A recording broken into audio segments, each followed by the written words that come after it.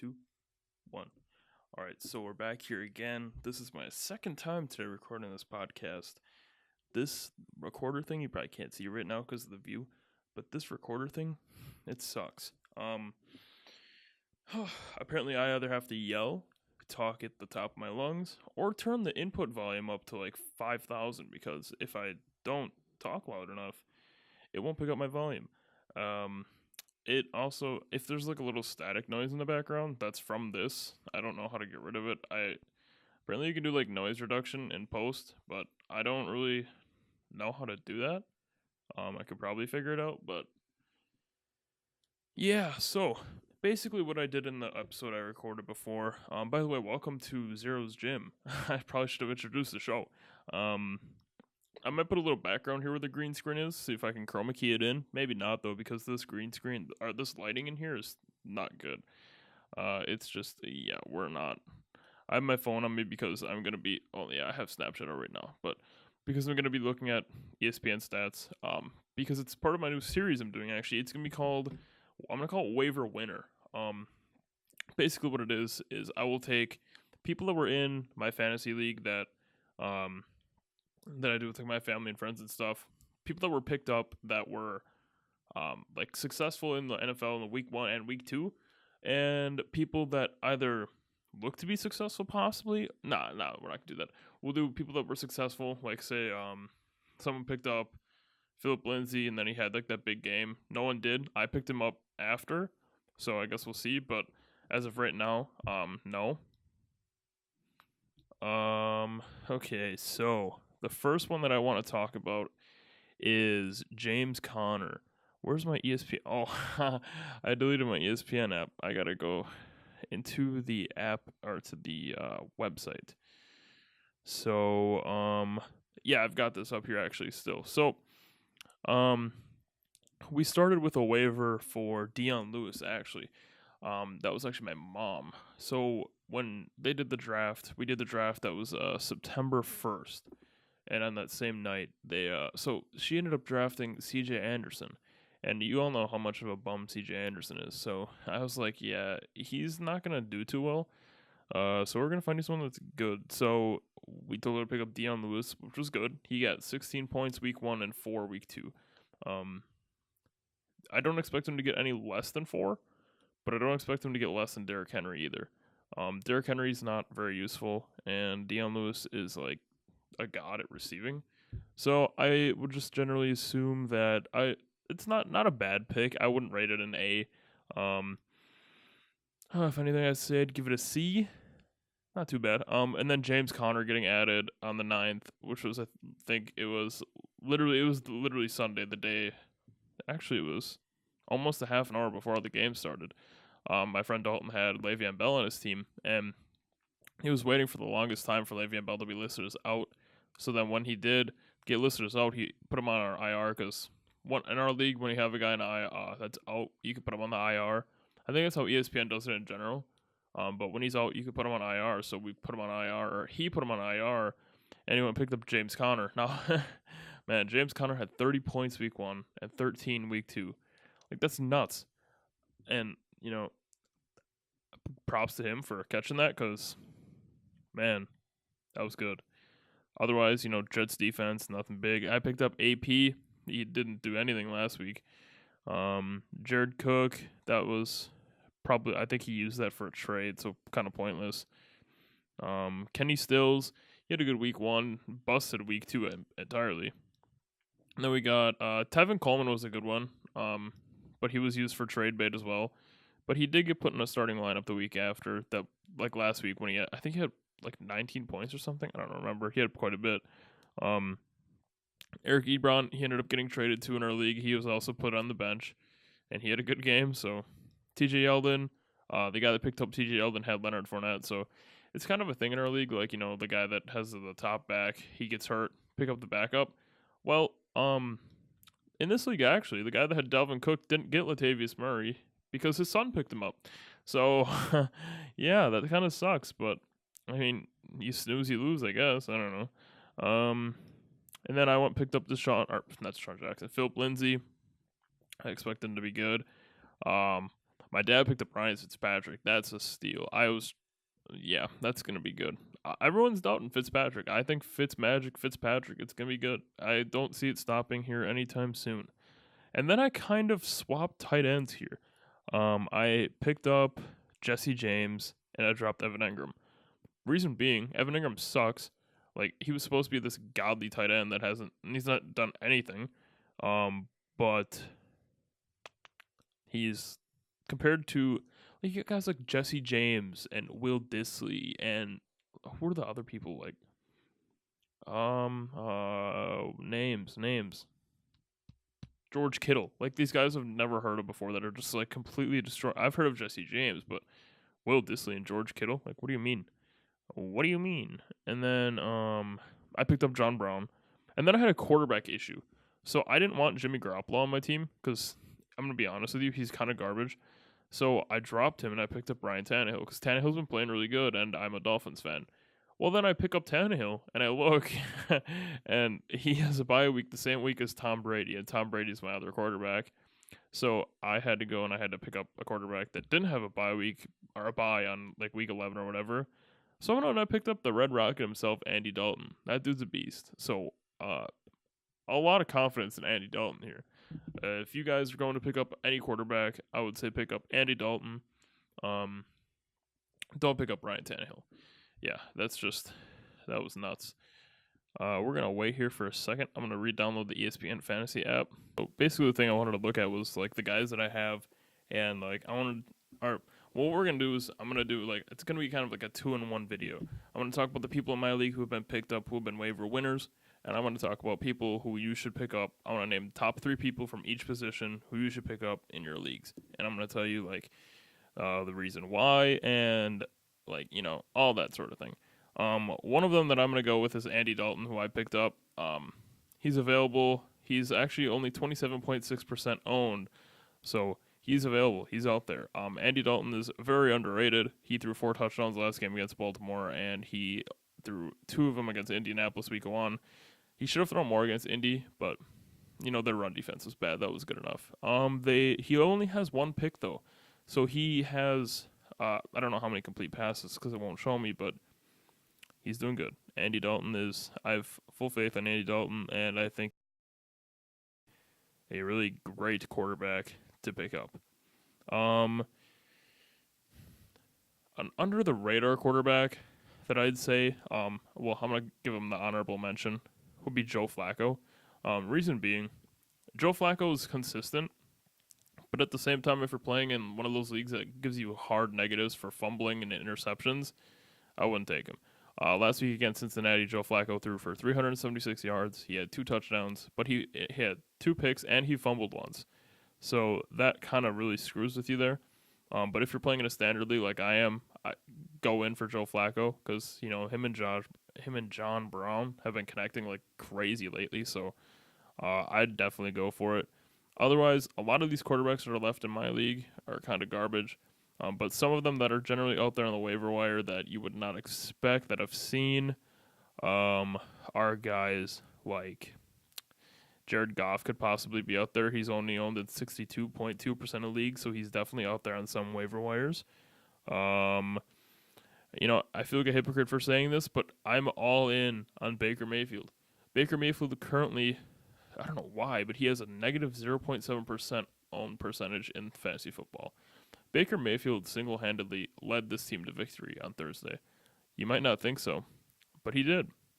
And he's already been named starting quarterback on Monday. If you guys watched that game on Thursday, it was just absolute nuts.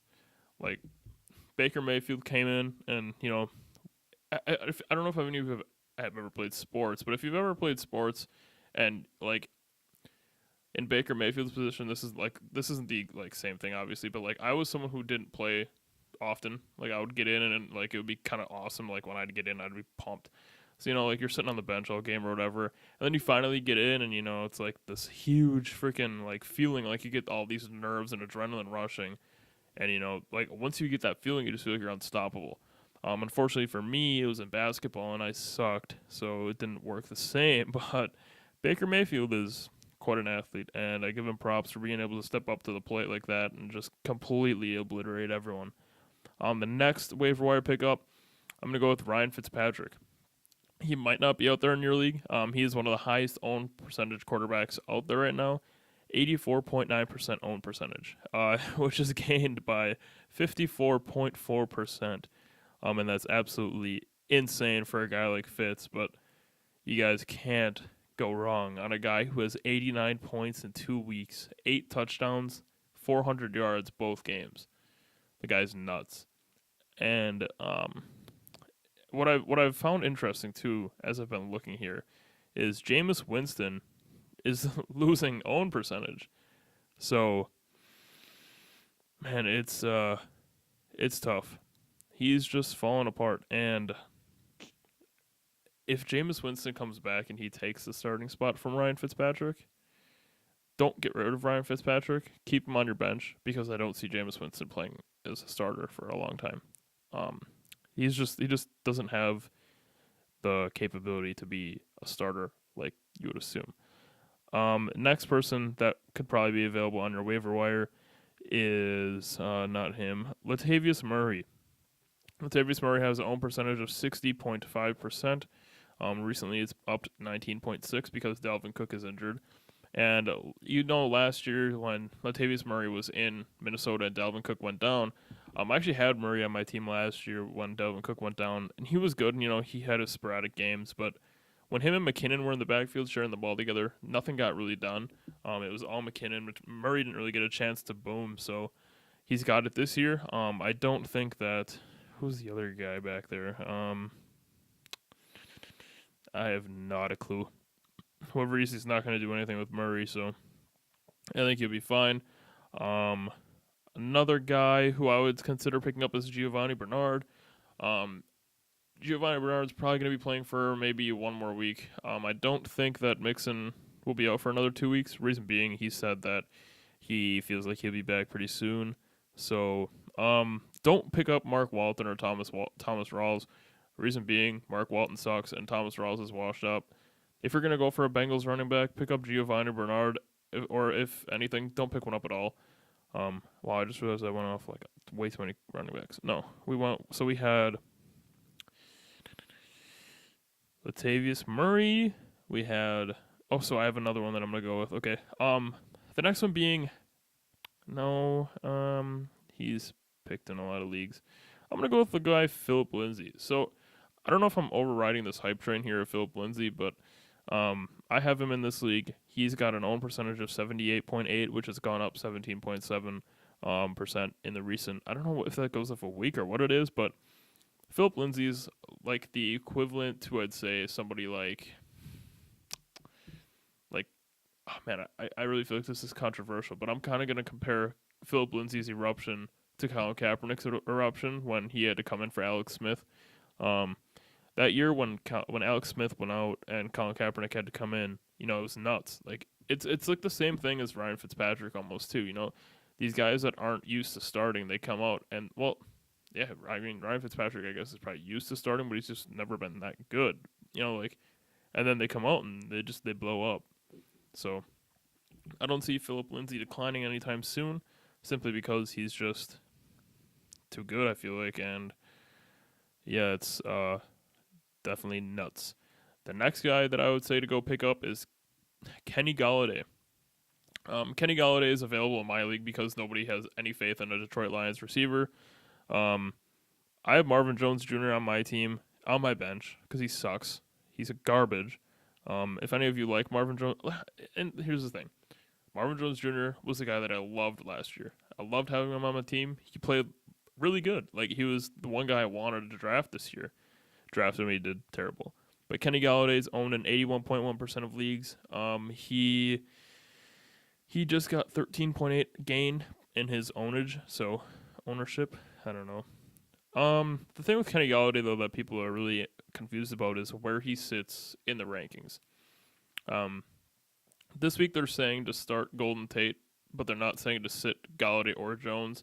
If I had to make an option between the three Lions receivers this week, I'd start Golladay, and I would bench Tate and Jones, simply because, you look at the field, Matt Stafford has these three receivers, and what I've noticed from watching the Lions is the majority of the time, Marvin Jones lines up on the left side.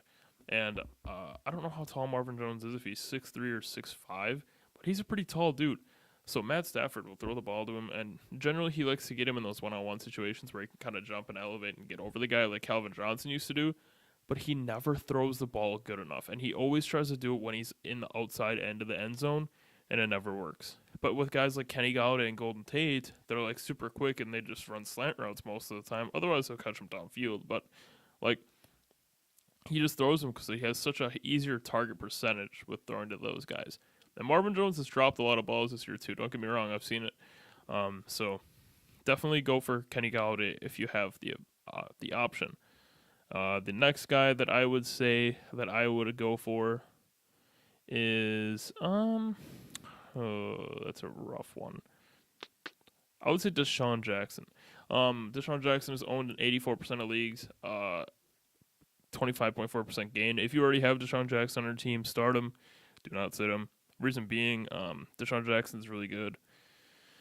People have doubts in him though because he's old. He's only 31 or 32, I believe. So he's not that old, but people will say he's old, but for a guy that's that old, you say 75-yard touchdown at the beginning of both games.